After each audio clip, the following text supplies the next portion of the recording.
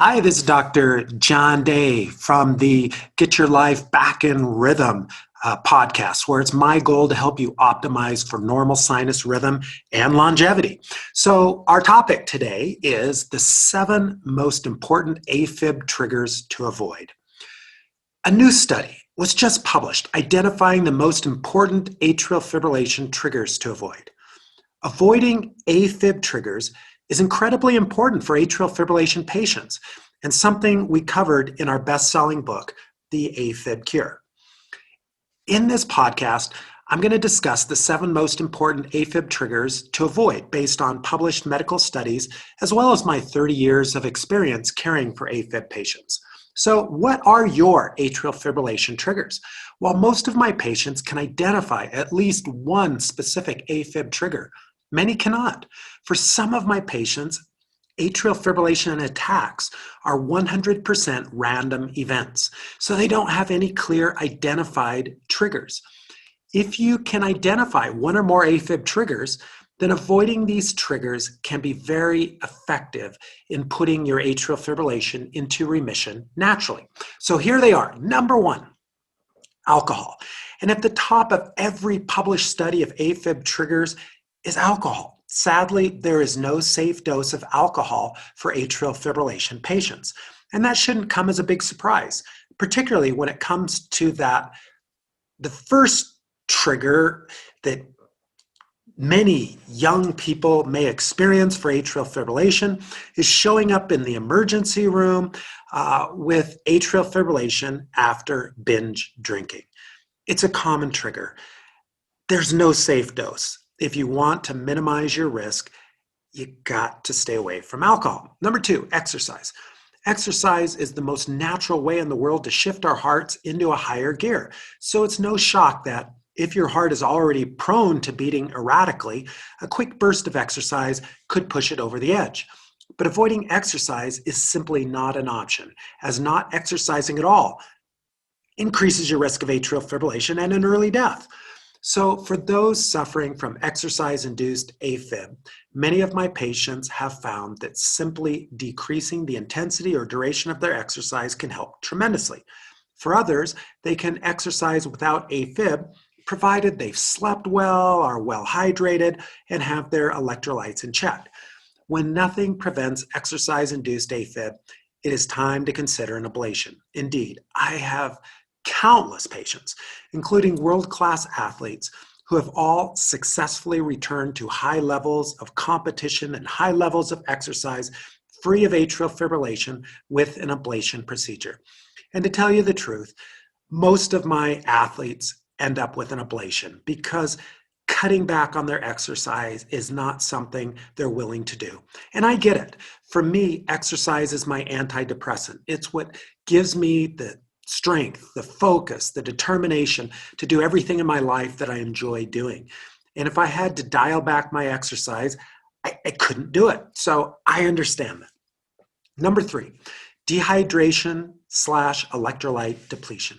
It always amazes me how so many of my patients' atrial fibrillation attacks come from when they aren't drinking enough water. Indeed, many of my patients fail to realize that their fatigue, dry skin, headaches, muscle cramps, urinary tract infections, constipation, dizziness, brain fog, or their atrial fibrillation all happen because they aren't drinking enough water. And proper hydration is especially important for AFib patients before exercising. In addition to adequate hydration, optimization of electrolytes is also necessary to keep the heart beating right in sinus rhythm. For example, potassium and magnesium depletion are well-documented AFib triggers in the medical literature.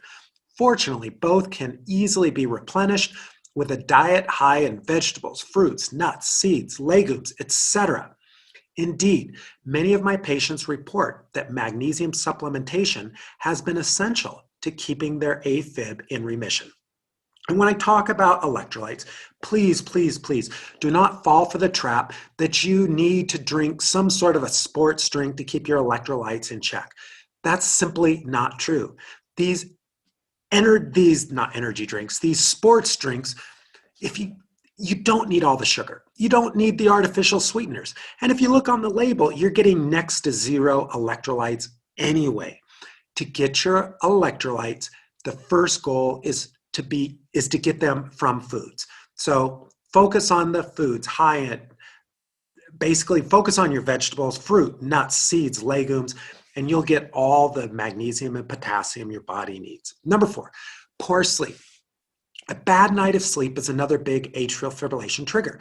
Bad sleep could be from sleep deprivation or sleep apnea. Indeed, studies show that a bad night of sleep increases your AFib risk the next day of 3x. And sleep apnea quadruples your risk of atrial fibrillation. So make restorative sleep a top priority if you want to keep your AFib in remission.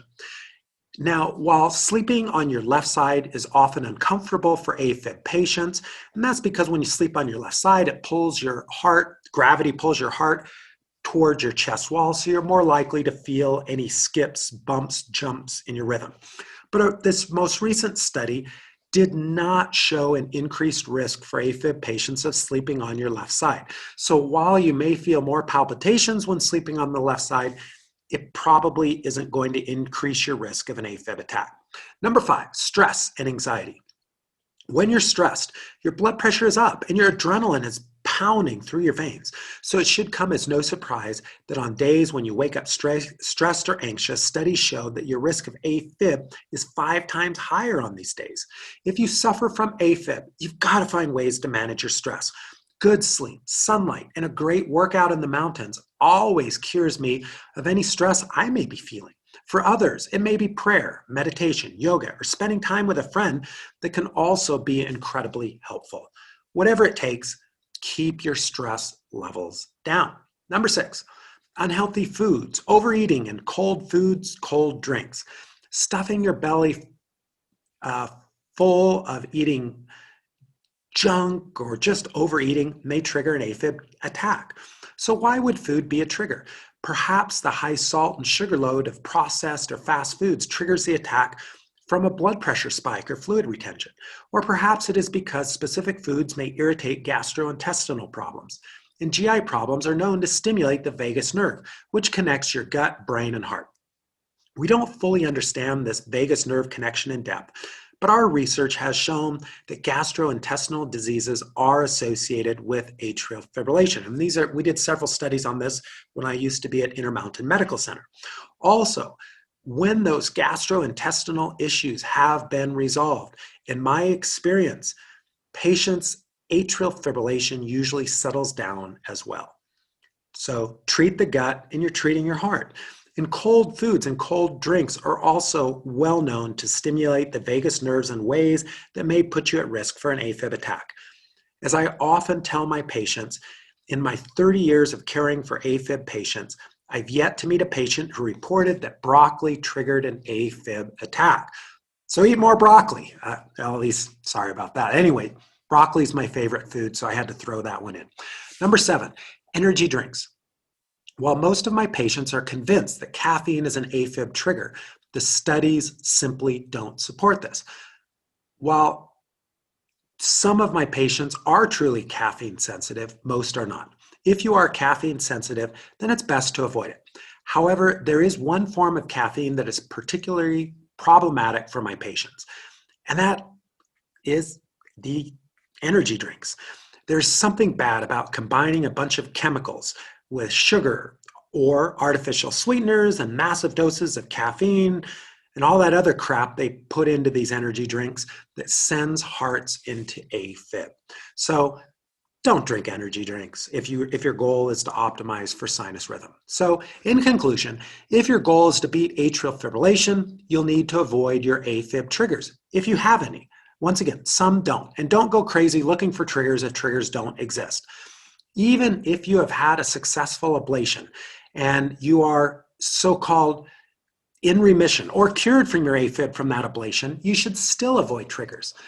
Why is that? Well, for example, alcohol can cause a perfectly normal teenager's heart to go into atrial fibrillation. So why should it be any different in your 50-year-old heart or 60-year-old heart after you've had an ablation? If you want to learn more about stopping atrial fibrillation, be sure to check out our best-selling book, The AFib Cure. We're still in the top 10 in the cardiovascular space on Amazon. It's a great book. We have great reviews. If you haven't read it yet, now's the time. Also, if you want to see one of the EPs in our practice for help with your AFib, please call my team at 801-266-3418. And unfortunately, we're not able to do telemedicine visits outside of the state of Utah due to government regulations since the COVID crisis has passed, or at least that's what they sometimes think. Anyway, thanks for tuning in. If you enjoyed this podcast, tell a friend, tell a neighbor, tell a coworker, and be sure to subscribe to my monthly newsletter. And until next time, keep living better.